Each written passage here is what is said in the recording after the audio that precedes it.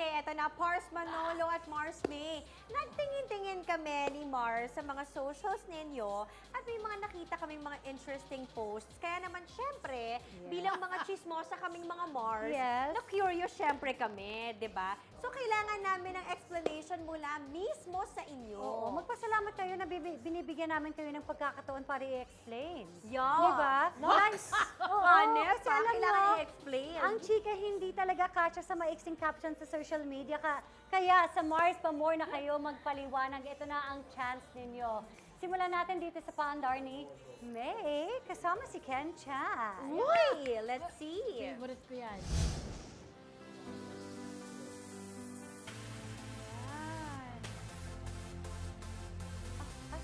Ay, wow. Come on, apa.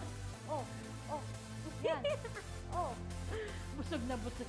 Hindi mo katawan ko, oh.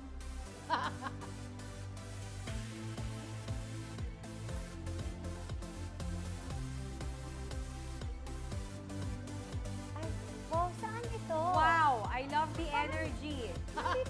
Sa Pinas ba yan? Ay, hindi. Hindi.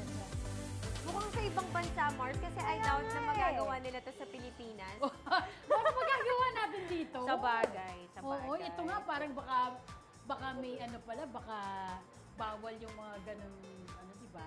I mean, mas komportable yung Sa gawin sa bagay. Pilipinas. Saan ba nangyari yan, Mars May? Ano, nung nag-shoot kami sa show na Day Off, kasama ko si Ken, hinihintay namin si Janine.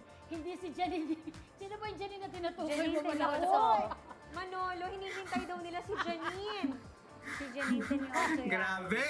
Yeah, pero si Janine Gutierrez to, so nag-host kami sa show na Day Off. Okay. So, sa Taiwan yung location, nag-shoot kami. Tapos, hinihintay namin siya sa busy night market ng Chaichung, hindi ko alam, Chinchansu ba o ano pangalan nun? Tapos? Pero sa Taiwan, tapos, alam mo yung mga kalsada nila na may mga music? Tapos nakaganon lang kami ni Ken na nasa na kaya si Janine. Biglang tumugtog, automatic, sumayaw kami. As in talagang public na lugar siya. Tapos automatic lang basta nagsasayaw-sayaw lang kami. So, mas komportable siyempre kung gagawin mo sa Pilipinas kasi alam mo yung batas mo dito, di ba?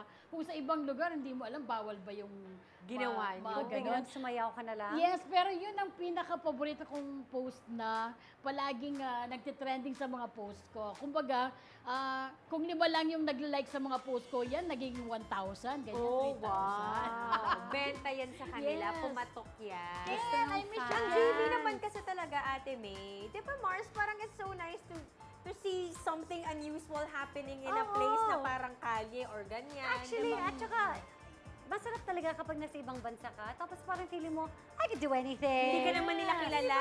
Malay ba nila, di ba? At saka loko-loko din si Ken parang hindi naman namin pinag-usapan pero automatic lang. Hindi nagsasayaw-sayaw